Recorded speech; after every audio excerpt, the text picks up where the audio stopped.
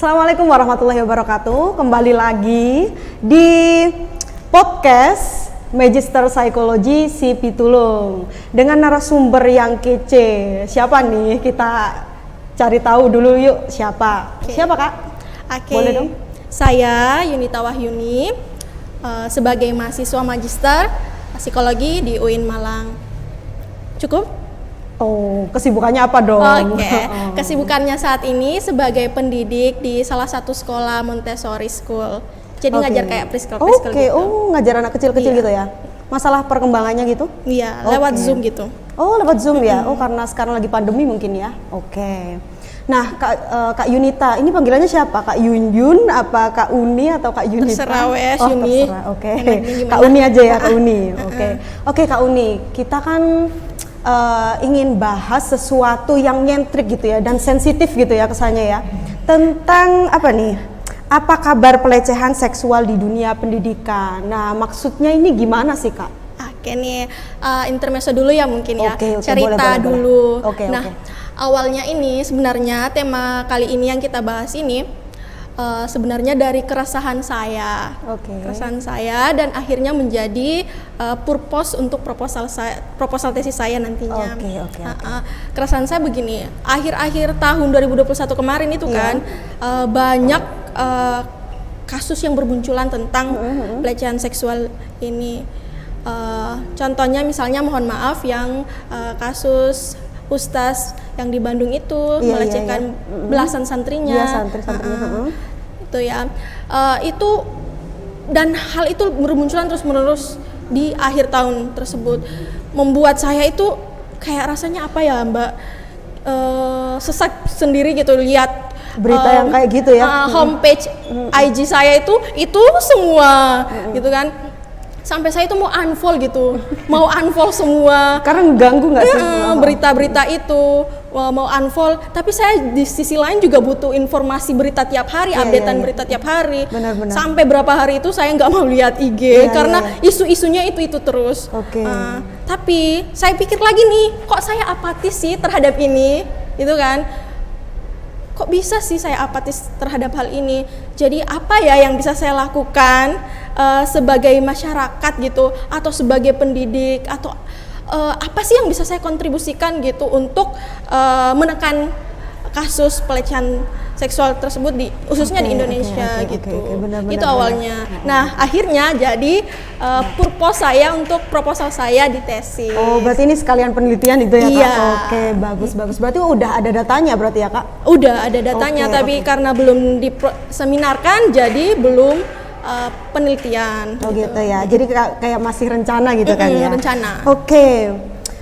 Dari apa kabar pelecehan seksual di dunia saat ini itu garis besarnya yang pengen kakak bahas itu tentang apa ya? Apakah COVID yang melatar belakangi atau gimana gitu? Jadi pada tema kali ini di proposal saya sebenarnya itu membahas tentang bagaimana sikap pemimpin dalam menangani kasus pelecehan seksual di instansi pendidikannya. Jadi kayak semacam seluruh pemimpin di lembaga pendidikan itu bagaimana sikapnya menanggapi hal tersebut, apakah serius, bagaimana sih penanganannya kayak gitu. Tapi sejauh ini bagaimana sih tindakan para pemimpin kampus itu? Kalau itu ya kita juga harus berbicara soal data ya. Jadi tidak bisa kita sembarangan gitu. Karena saya belum turun langsung juga. Kita bahas tentang dulu. Kenapa sih pelecehan seksual itu nggak turun-turun, malah naik-naik mulu gitu kan? Kita berbicara tentang upayanya. Upaya pemerintah, pemerintah dulu ya. Gimana? Upaya pemerintah itu, saya lihat data ya. Nggak apa-apa. Kan juga kita nggak pasti hafal kan datanya ini gitu. Soalnya harus berdasarkan data kan. Takutnya kan kita malah ngawur gitu ya. Jadi upaya pemerintah yang dilakukan itu udah ada dari Kementerian Penanganan dan Perlindungan Anak (KPPA) itu. Jadi itu 8.800 kasus dari Januari hingga November 2021. Banyak kan Mbak ya? Iya, banyak banget. Ini 2 kali lipat dari tahun kemarin 2020. Ya. Jadi upayanya Kementerian KPPA ini yaitu salah satunya ada layanan call center SAPA namanya, Sahabat Anak dan Perempuan. SAPA 129. Jadi teman-teman yang nonton di rumah, kalau misalnya mengalami atau relate dengan tentang ini sekitar kalian, itu bisa melakukan call center ke SAPA 129. Kemudian ada juga dana alokasi khusus yang sudah diberikan untuk tahun 2022 ini, yaitu sebesar 120 miliar. Oh, itu hanya untuk kasus pelecehan seksual.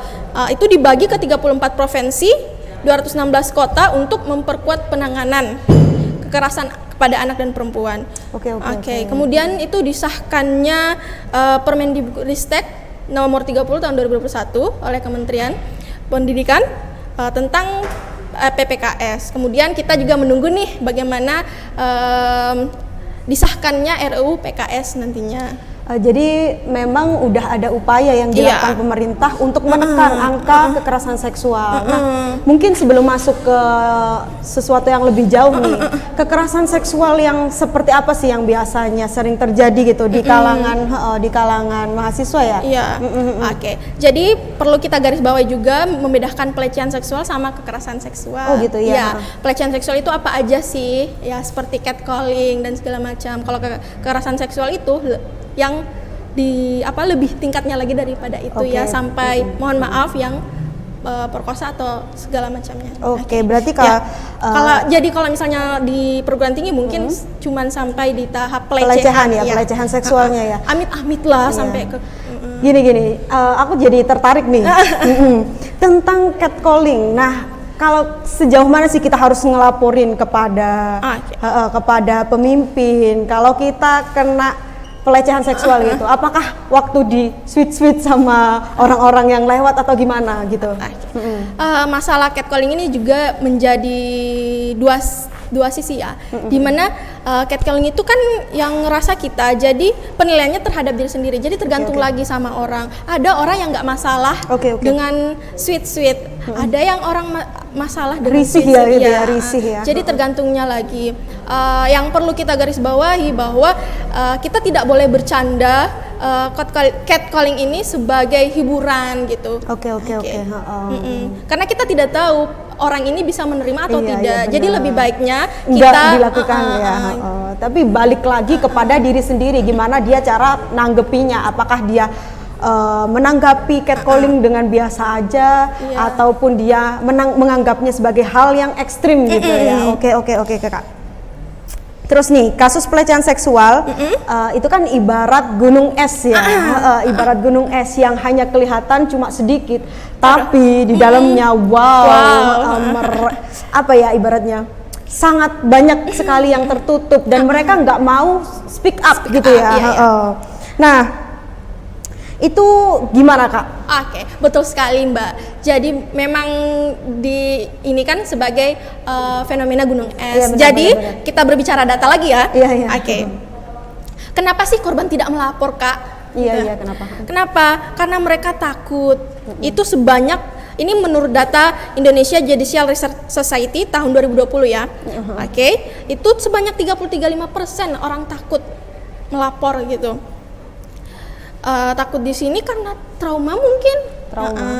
Terus 29% itu malu.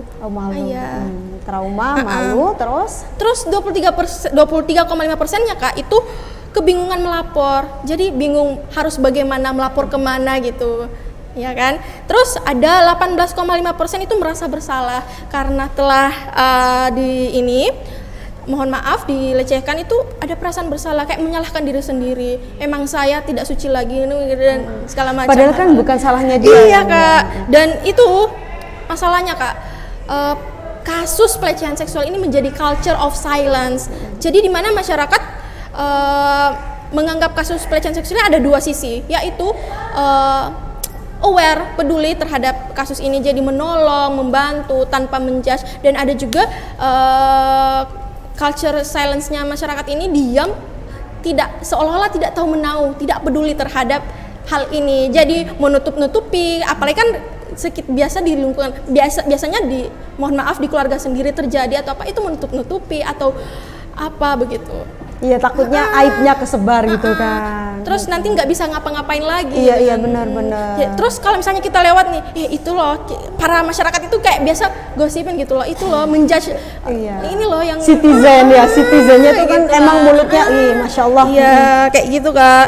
Terus benar-benar. ada lagi tentang extreme tonic mobility, bahwa diam itu sebagai bentuk sikap melawan kekerasan seksual tersebut. Oh, lebih silent treatment gitu ya. Jadi itu berdasarkan data itu ya, ada 70% dari perempuan itu mengalami extreme tonic mobility, sikap diam.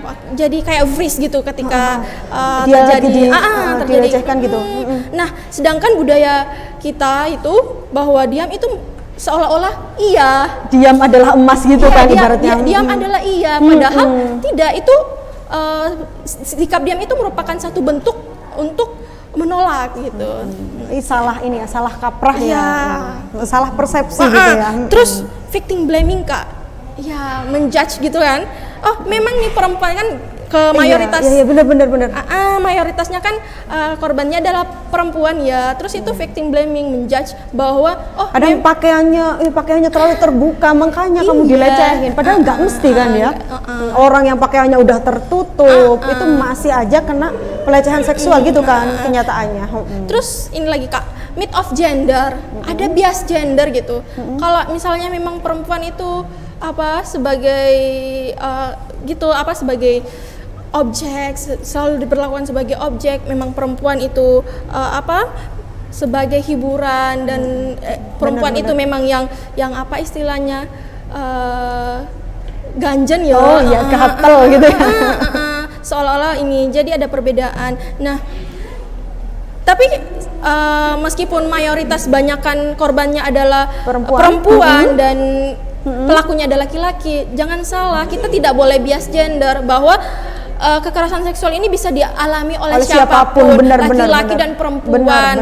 Tidak boleh kita mendiskriminasi laki-laki, bahwa laki-laki ini selalu memang kayak gitu, seperti itu. Oke. Berarti emang ini ya, persepsi masyarakat tentang pelecehan seksual mulai dari diam adalah gitu ya, terus culture ya, budaya kita ya. Benar itu kan harus sesuatu yang harus memang diubah gitu ya dari kita. Terus judgement, sering ngejudge, karena pakaianmu kayak gini pasti makanya kamu lumrah kena pelecehan seksual kayak gitu, padahal enggak seperti itu kan. Oke Kak, banyak banget ya data yang diperoleh dari Kak Yunita ini ya. Saya juga sampai bingung nih data. Berarti udah mendalami banget ya tentang kasus pelecehan seksual yang ada di kampus ya, terutama ya. Benar. Tetap terus belajar. Oke, ini saya ada catatan dari Kak Yunita bahwa data Komnas Perempuan setiap 2 jam ada 3 perempuan yang menjadi korban kekerasan seksual. Benar Kak. Hal ini menjadikan pernyataan bahwa Indonesia darurat kekerasan seksual dan menjadi negara yang tidak aman untuk anak-anak perempuan. Itu bagaimana Kak? Betul sekali Kak, seperti itu ya. Jadi kita bicara data lagi ya. Iya, nggak apa-apa. Oke, jadi pelecehan seksual di jenjang pendidikan itu terbesar itu di perguruan tinggi sebanyak 27%. Terus pendidikan berbasis agama itu sebanyak 19%, di mana kasus ini itu sebagai perkawinan paksa, manipulasi santri seperti itu. Yang kasus mengatasnamakan itu ya. Mengatasnamakan agama, mohon maaf. Terus 15% itu sekolah menengah atas dan kejuruan. Sisanya 3% itu terjadi di SMP, SD, TK dan SLB. Kemudian mengenai pelaku ya Kak, pelaku kekerasan seksual ini menurut data KPAI bahwa paling tinggi itu pelakunya adalah dari guru dan ustaz sebanyak 43%, Kak. Wow. Selanjutnya 19% dosen. Selanjutnya 15% kepala sekolah, 11% dari peserta didik, 4% pelatih dan 5% pihak lain. Nah, faktanya ini, Kak, ya, jadi masalah faktanya ini bahwa pendidik itu mengetahui adanya kekerasan seksual yang terjadi di instansinya itu sebanyak 77%, namun sebanyak 63% tidak melaporkan kasus pelecehan seksual. Ada apa? Iya, sebanyak itu yang mengetahui, tapi sebanyak itu juga yang tidak lebih melaporkan. baik diem gitu kan? Iya, ya? lebih baik diam. Karena mungkin dia beranggapan bahwa ya udah aku diem aja, malu gitu-gitu kan. Berarti kalau Ini dari yang data ya, dari data aku bisa simpulin bahwa paling banyak itu dilakukan oleh tenaga pendidik gitu ya, Kak ya. Iya, statusnya sebanyak 40. Tapi padahal pemerintah sudah menurunkan upaya yang dilakukan. Kalau upaya yang dilakukan oleh instansi sendiri itu gimana, Kak? Pernah nemu nggak datanya atau gimana gitu?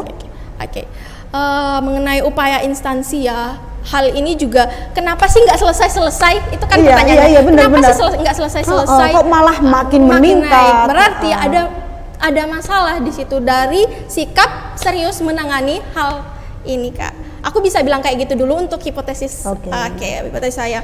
Tapi udah disahkannya Permendikbudristek tahun nomor 30 tahun 2021 ini, semoga ya penanganannya untuk di perguruan tinggi ini soalnya udah jelas ininya aturannya. Jadi orang untuk mau melapor untuk pencegahan sudah ada dasarnya. Jadi mudah-mudahan nggak takut lagi ya untuk menangani kasus tersebut.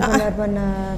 Terus harapan dari Kak Yunita sendiri nih buat mungkin buat teman-teman yang ada di rumah ataupun buat pesan buat para pemimpin bagaimana tentang pelecehan seksual ini. Gini ya, karena harapannya. udah ada upaya dari pemerintah tadi, ada upaya dari perguruan tinggi tadi mengenai undang-undang tersebut. Hal ini tidak bisa diselesaikan karena cakupannya begitu luas ya, benar-benar. Jadi semuanya itu harus berkontribusi terhadap hal ini. Semuanya harus concern serius terhadap hal kasus seperti ini. Berarti kembali lagi kepada diri sendiri. Perlu nggak sih kita sebagai seorang kita kan sebagai mahasiswa gitu ya, yang harus berkontribusi kepada masyarakat, yang harus menyadarkan mereka bahwa pentingnya kita untuk mengetahui bahwa kekerasan seksual atau pelecehan seksual ini bahaya banget. Terus kalau kita digini ini tuh harus gimana gitu kan? Kita kan harus ikut berkontribusi gitu. Apa perlu ya kita nanti sometimes gitu kita adain kayak seminar atau apa gitu ya buat pengetahuan masyarakat tentang ini. Banget. Iya bener, karena kan kita ikut terjun di dunia seperti ini gitu ya, yang tahu benar-benar dari data. Tapi sebatas untuk webinar itu saya rasa nggak cukup ya Mbak, kayak diskusi-diskusi begitu. Tapi emang harus terjun langsung apa sih upayanya ya kan? Nggak cuman mungkin karena terkendala dari COVID ya, kita nggak bisa face to face ngomong sama Pak RT, Pak RW gitu kan. Tapi hal ini sebuah proses sih. Proses. Dan kita harapkan menurun ya. Iya, pastilah Kak. Dengan persentase yang sangat jauh seperti itu. Kak Yunita, ada pesan-pesan buat teman-teman di rumah? Buat untuk menutup ini hari ini. Buat teman-teman di rumah mengenai tema kita hari ini, semoga kita semua bisa lebih concern serius terhadap kasus mengenai pelecehan seksual dimanapun itu. Dan mungkin aku akan nambahin bahwa ketika kalian mendapatkan pelecehan seksual, jangan lakukan silent, tapi kalian harus melaporkan kegiatan tersebut kepada orang-orang, minimal orang-orang terdekat ya Kak. Tapi itu kan nggak mudah ya Kak. Iya benar. Tapi usahakanlah. Iya, kita harus show off ya, kita harus show off tentang itu. Jangan takut salah. Karena kalau misalnya memang kita benar. Baik, terima kasih untuk hari ini. Wassalamualaikum warahmatullahi wabarakatuh.